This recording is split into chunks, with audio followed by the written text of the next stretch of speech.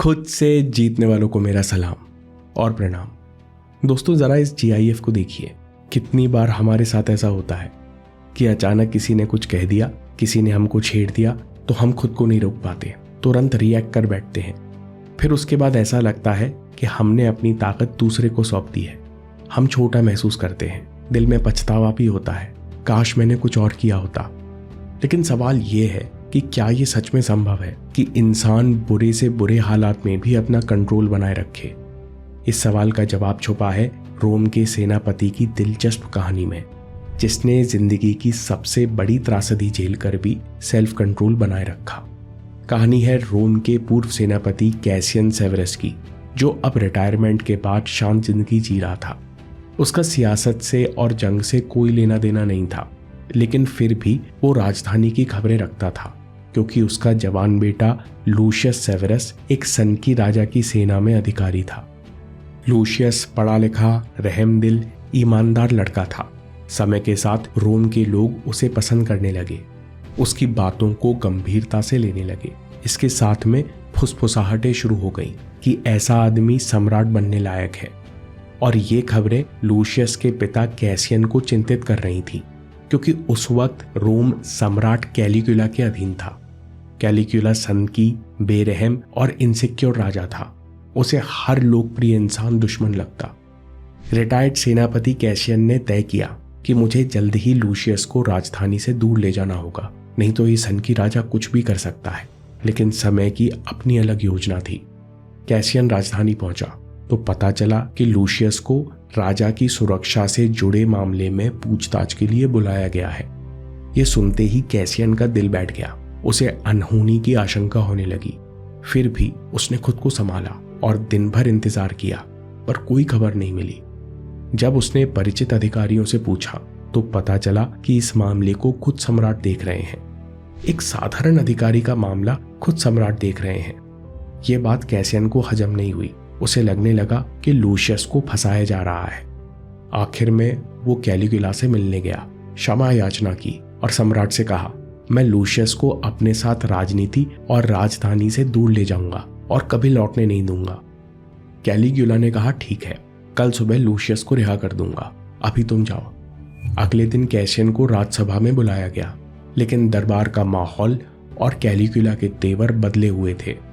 उसने सभा में कई झूठे गवाह और सबूत पेश किए और साबित कर दिया कि लूशियस राजद्रोही है और राजहत्या की योजना बना रहा है। कैलिगुला ने फैसला दिया कि लूशियस को आज ही मृत्युदंड दिया जाए।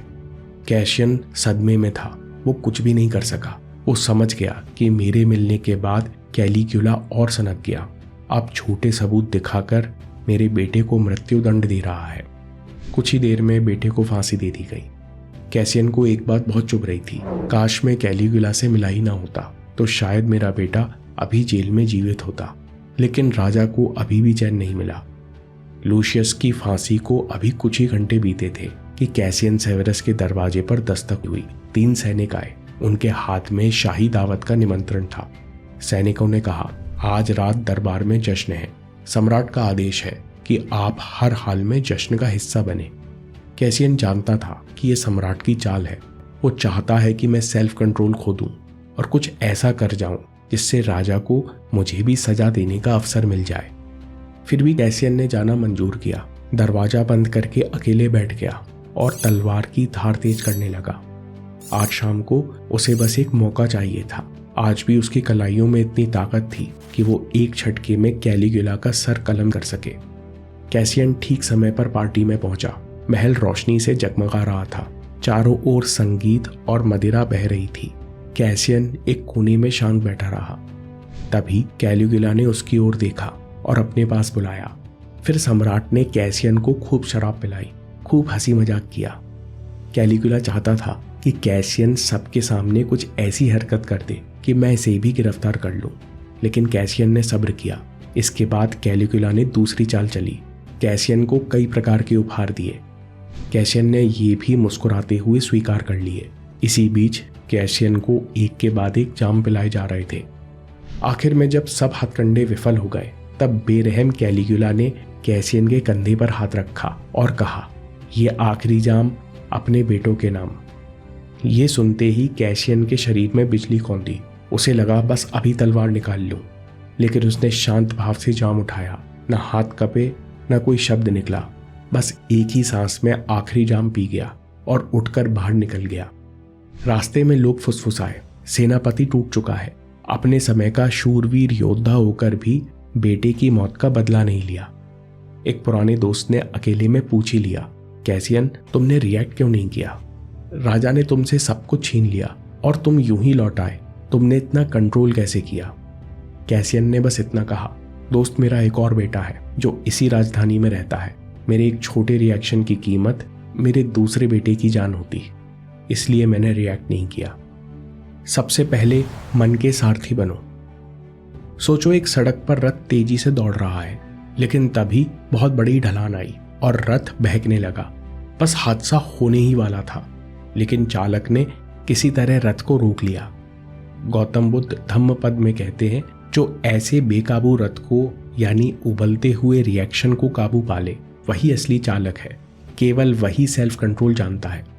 जिंदगी में भी यही है, लोग उकसाएंगे, जानबूझकर गलत करेंगे, हालात बेकाबू होंगे और बिल्कुल स्वाभाविक है कि हमें गुस्सा आएगा, लेकिन हमें रिएक्शन की लगाम थामनी होगी, तभी हम जीवन के महान सारथी बनेंगे। रिएक्शन रोकने के लिए अगला स्टेप समझो, नए तीर मत चलाओ, चेक योर माइंड।